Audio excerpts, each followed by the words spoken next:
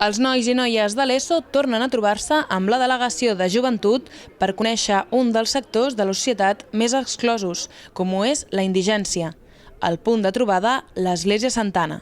L'any passat ja ho vam fer i realment va impactar molt, no? Als joves els va agradar i és veritat que t'ajuda a veure diferent la gent del carrer, no? Que darrere hi ha històries, hi ha persones, hi ha patiment, hi ha noms, hi ha persones com nosaltres que potser no han tingut tanta bona sort com hem tingut nosaltres. Els primers d'aquesta nova tanda han estat els joves del Col·legi Montserrat, disposats a conèixer les realitats que envolten la societat. Serem un projecte que es basa en els drets humans i llavors el que volíem és començar amb un punt d'entrada real, un punt d'entrada d'una persona que està fent quelcom en aquest aspecte. No només a fora de Catalunya, sinó a la seva ciutat, que ells puguin viure de prop la realitat de quina és la situació actual dels drets humans a Barcelona. L'activitat ha començat amb una dinàmica d'animació. Dividits en diferents grups, havien d'esbrinar les necessitats que pot tenir un sense sostre, amb preguntes i respostes de sí o no. Un comedor social.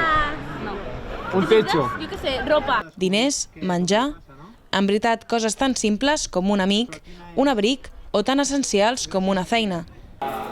Després d'escalfar amb l'activitat, ha arribat el plat fort, l'experiència testimonial del Jaume Vives, jove estudiant de periodisme conegut per la seva experiència al carrer durant 8 dies i 8 nits convivint amb els pobres. Una explicació que ha obert els ulls als més joves sobre la manera com veure aquestes persones. Això com ho ha viscut una persona com és ell, que ho té tot, doncs com ho ha viscut en primera persona i és molt impactant.